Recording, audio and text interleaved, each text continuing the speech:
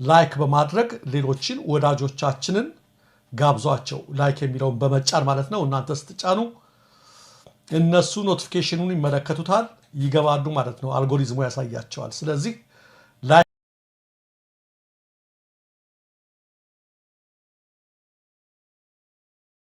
ሰላም ጤና ይስጥልን ውድ ተመልካቾቻችን፣ አድማጮቻችን ከሰዓቱ አበይት መረጃዎች ጋር እኔ ደረጃ ሀብተወልድ ነኝ። አብይ አህመድ ከህዝብ እይታ ከተሰወረ 3 ሳምንት ቢሆነውም ከቀናት በፊት ሕክምናውን ጨርሶ ወደ አዲስ አበባ መመለሱ ታውቋል። የደሬ ኒውስ ምንጮች ባደረሱን ተጨባጭ መረጃ መሰረት አብይ ትናንት ወደ ምክክር ኮሚሽኑ ኮሚሽነር ወደ ፕሮፌሰር መስፍን አርአያ ቤት ሄዶ ለቅሶ ደርሰዋል። የፕሮፌሰር መስፍን አርአያ እህት በአሜሪካ ከሳምንታት በፊት ማረፋቸው የሚታወቅ ነው። ከሰሞኑ በተለይ በትግራይ ክልል ከተሞች ላይ በተከታታይነት እየተፈጸሙ ያሉትን የድሮንና የጀት ጥቃቶች በቀጥታ የሚያዘውም የአገሪቱ ጦር ኃይሎች ጠቅላይ አዛዥ ሆነው ኮሎኔል አብይ አህመድ እንደሆነም ታውቀዋል። የቅርብ ምንጮች እንዳሉት ሕክምናውን ጨርሶ ከተመለሰ በኋላ ከህዝብ እይታ መጥፋት የፈለገውም አብይ ውጭ ሄዶ አልተመለሰም፣ የድሮን ጥቃቱ የተፈጸመ ያለው በእርሱ አይደለም የሚል መረጃ እንዲሰራጭ ከመፈለግ ነው ብለዋል። ወደ አሳዛኙ መረጃ ስናልፍ በወለጋ በአማራና በትግራይ ተወላጆች ላይ የተከፈተው ጥቃት ተባብሶ መቀጠሉ ሲገለጽ በጉራጌ ዞን በሱተንና ጥያ አካባቢ ብቻ ከ2000 በላይ ታጣቂዎች በዘመቻ መልክ ተሰማርተው ጥቃታቸውን መቀጠላቸው ታውቋል። ከየስፍራዎቹ የሚደርሱ መረጃዎች እንደሚያመለክቱት የኦሮሚያ ልዩ ኃይል የገዳ ኮማንዶና የጋችና ሲርና ታጣቂዎች የአካባቢ ወጣቶችን በማስተባበርና አንድ ላይ በመሆን በተለይ በአንገርጉትና በጊዳ አያና መንደሮች ከፍተኛ ጥቃት መፈጸማቸውን አሁንም ቀጥለዋል።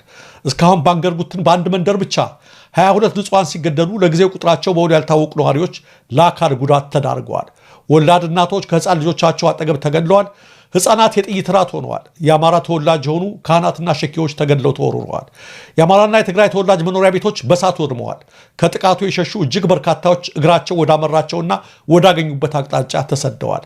በአካባቢው የተሰማራው መከላከያ ከነዋሪዎች ለሚሰማው የድረሱልን ድምፅ እንኳን ምላሽ ሊሰጥ ለጥቃት ፈጻሚዎቹ ደጀን ሆኖ ድርጊቱን እያስተባበረ ይገኛል ነው የተባለው። የአብይን መንግስት የሚቃወሙ መስለው የቆዩ የኦሮሞ ጽንፈኛ አክቲቪስቶችም የአፋብን ቢዛሞ ክፍለ ጦር በመከላከያና በኦሮሚያ ልዩ ኃይል ላይ ያደረሰው ከባድ ኪሳራ እጅግ አበሳጭቷቸው ይህ ጥቃት እንዲከፈት ሲቀሰቅሱ መክረማቸው ይታወቃል። መከላከያው መሸነፉና መማረኩ እንደ እግር እሳት ፈጅቷቸው በውሸት አፋብንን ሲከሱ የተደመጡት እነዚሁ በውጭ ሀገራት ያሉ ጽንፈኞች በአሁኑ ሰዓትም ከትንሽ እስከ ትልቅ ከልሂቅ እስከ ደቂቅ በአማራና በትግራይ ተወላጆች ላይ ጥቃት ሲፈጸም ውስጥ ለውስጥ እያስተባበሩ እንደ ሰጎን አንገታቸውን አቀርቅረው ዝም ብለዋል። በተመሳሳይ በጉራጌ ዞን በተከፈተው ጥቃትም በሱተንና በጥያ ብቻ ከ2000 በላይ ታጣቂዎች መሰማራታቸው ነው የተገለጸው። እስካሁን በአካባቢዎቹ የጦር መሳሪያ ተኩስ የሚሰማ ሲሆን ነዋሪዎች ቀያቸውን ለቀው እየሸሹ መሆናቸውን የደረሱ መረጃዎች ያመለክታሉ። የወረዳው የጸጥታ ኃይል በአጥቂዎቹ ጫና ወደ ቡኢ ከተማ አፈግፍጓል ነው የተባለው። አንዳንድ ነዋሪዎችም አካባቢውን ለቀው ወደ ቡኢ ከተማ መሸሻቸውን የአካባቢው ምንጮች ይገልጻሉ። በተለይ አቅመ አጠር አረጋውያን፣ እናቶች፣ ህፃናትና ህሙማን በግጭቱ መካከል ቀርተዋል የሚል መረጃ የተሰማ ሲሆን ይህም ከፍተኛ ስጋት ፈጥረዋል።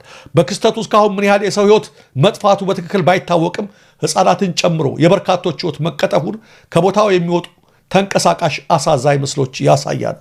የፌደራል መንግስትና የክልሉ የጸጥታ ተቋማት እንዲሁም የሰብአዊ መብት ጥበቃ ድርጅቶች በአካባቢው የሚገኙ ንጹሃንን ለመጠበቅ ፈጣን እርምጃ ይወሰዱ የሚል ጥሪ ቢቀርብም እስካሁን ምላሽ አልተገኘም። በተለይ ጉዳዩ በቀጥታ የሚመለከተው በሽመልስ አብዲሳ የሚመራው የኦሮሚያ ክልላዊ መንግስት ይህ ሁሉ ጥቃትና ውድመት በንጹሃን ላይ ሲከሰት ምንም አለማለቱ የጥቃት ሰለባዎችን እጅግ አሳዝነዋል።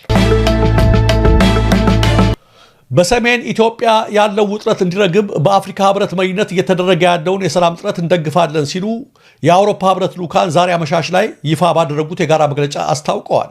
በኢትዮጵያና በአፍሪካ ህብረት ተጠሪ የሆኑ የአውሮፓ ህብረት ልዑካን ቡድኖች ከአውሮፓ ህብረት አባል ሀገራት የዲፕሎማቲክ ተልእኮች ማለትም ከኦስትሪያ፣ ከቤልጅየም፣ ከቡልጋሪያ፣ ከቼክ፣ ከዴንማርክ፣ ከፊንላንድ፣ ከፈረንሳይ፣ ከጀርመን፣ ከግሪክ፣ ከሃንጋሪ፣ ከአየርላንድ፣ ከጣሊያን፣ ከሉክሰምበርግ፣ ከማልታ፣ ከኔዘርላንድስ፣ ከፖላንድ፣ ከፖርቹጋል፣ ከሮማኒያ፣ ከስሎቫኪያ፣ ከስሎቬኒያ፣ ከስፔን እና ከስዊድን እንዲሁም በአዲስ አበባ ከሚገኙት የካናዳ፣ የኖርዌይና ዩናይትድ ኪንግደም ኤምባሲዎች ጋር በመሆን ነው የጋራ መግለጫውን ከጥቂት ሰዓታት በፊት ያወጡት። ልዑካኑ በዚህ የጋራ መግለጫቸው በሰሜን ኢትዮጵያ የሚካሄዱ ሁኔታዎችን በጥልቅ ስጋት እየተከታተልን እንገኛለን ያሉ ሲሆን ሁሉም ወገኖች የፕሪቶሪያውን ዘላቂ የግጭት ማቆም ስምምነት ተግባር ላይ ለመዋል በበጎ ፈቃደኝነትና በአዎንታዊ መልኩ እንዲሳተፉ እናበረታታለን ብለዋል።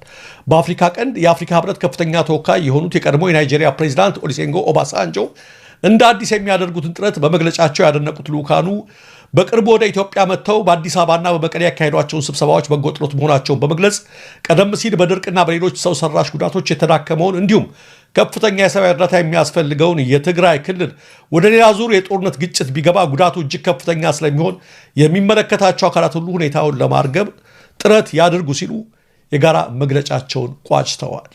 እጅግ አሳዛኙ ነገር እነዚህ ሁሉ የአውሮፓ ሀገራት በአማራ ክልል ባለፉት 3 ዓመታት ለሚጠጋ ጊዜ ለቀጠለው እልቂት በጋራ ሆነው አንድ መግለጫ እስካሁን ማውጣታቸውን አልሰማንም። ባለቤታቸው እንኳ አልተኛም ካለች ዛሬ ፍርድ አማራ ጋር ነው ያላችሁ ነው የምንለው። እንቅፋት ሲመታም በቃ አማራ ነው ይሄን ገዝ ያመጣው አይተን ሳንራመድ እንቅፋት ሲመታ በሆነው ባልሆነው ምንድነው ያንን ነው በመጨረሻ ምን አለ በቃ አማራ መሆን አማረኝ አለ ራሱ። በሌላ በኩል ባለፉት ቀናት አብይ አህመድ ከስልጣን ይውረድ የሚል መፈክር ይዞ ብቻውን በአዲስ አበባ ሰልፍ የወጣው የነጻነት አርበኛ በሜክሲኮ ፌደራል ፖሊስ ታስሮ እንደሚገኝ ለደሪ ኒውስ የደረሰው ተጨባጭ መረጃ ያሳያል። አብይ አራጅና ጨፍጫፊ ነው፣ ከስልጣኑ ይውረድ የሚል መፈክር አንግበው በአዲስ አበባ መገናኛ አካባቢ ብቻውን ሰልፍ የወጣው ግለሰብ በፖሊሶች ተይዞ መወሰዱ ይታወቃል። ፖሊሶች ወዴት እንዳደረሱት ብዙዎች እየጠየቁ ባለበት በአሁኑ ወቅት ደሪ ኒውስ ባደረገው ፍተሻ ሜክሲኮ በሚገኘው የፌደራል ፖሊስ ጣቢያ ውስጥ ታስሮ እንደሚገኝ ከታማኝ ምንጮች ለማረጋገጥ ተችሏል። በሕይወት ይቆይም አሊያም አይቆይ ይህ ስርዓት ሲወገድ የነጻነት ሐውልት ከሚቆምላቸው ጀግኖች መካከል አንዱ እርሱ ነው በማለት በርካታዎች ስለዚህ ጀግና አስተያየታቸውን እየሰጡና አድናቆታቸውን እየገለጹ ይገኛሉ። አድማጮቻችን፣ ተመልካቾቻችን በዜናው ላይ እንደሰማችሁት ይህ የነጻነት አርበኛ በሜክሲኮ ፌደራል ፖሊስ ጣቢያ ውስጥ ነው ታስሮ የሚገኘው። እስካሁን ግን በጣም አስገራሚው ነገር ትክክለኛ ስሙን ለማግኘት እያደረግነው ያለውን ፍተሻ ልንደርስበት አለመቻላችን ነው። እዛ ውስጥ አስረውታል። ከሰው እንዲገናኝ አላደረጉትም። የሚያውቁ ሰዎች ካሉ ፕሊስ ስሙን የምታውቁ ካላችሁ በኮሜንት ግለጹልን። እኛም እየፈለግን ነው እስካሁን ድረስ። በእርግጥም የነጻነት ምልክት ነው። በየመን የባህር ዳርቻ አቅራቢያ የተጠለፈችው የነዳጅ ጫኝ መርከብ የኤርትራ ባንዲራ የተሰቀለባት ነበረች በማለት በርካታ ዓለም አቀፍ የዜና ማሰራጫዎች ያሰራጩትን ዘገባ በለንደን የሚገኘው የኤርትራ ኤምባሲ ውድቅ አደረገው። መርከቧ ከኤርትራ ጋር ምንም አይነት የባለቤትነትም ሆነ የባንዲራ ምዝገባ ግንኙነት የላትም ብለዋል ኤምባሲው እንደ አውሮፓውያኑ አቡሻከር ትናንት ኦገስት 25 ባወጣው መግለጫ በሬውተርስ፣ በአጃንስ ፍራንስ ፕሬስ፣ በቢቢሲ እና በሌሎች መገናኛ ብዙሃን መርከቧን አስመልክቶ የተሰራጩትን ዘገባዎች የሐሰት ዜና ሲል አጣጥሏቸዋል። እንደ ዋና ምንጭ የተጠቀሰው የዩናይትድ ኪንግደም የባህር ንግድ ኦፕሬሽን ደግሞ መርከቧ የኤርትራ ባንዲራ በሐሰት የሰቀለች መሆኗን በፍጹም አላውቅም ሲል ተከራክሯል። ኤምባሲው አክሎም የዩናይትድ ኪንግደም የባህር ንግድ ኦፕሬሽን ይፋዊ ማብራሪያ እንዲሰጥ በቀረበለት ጥያቄ መሰረት ይህንኑ አቋሙን በድጋሚ ማረጋገጡን ገልጸዋል።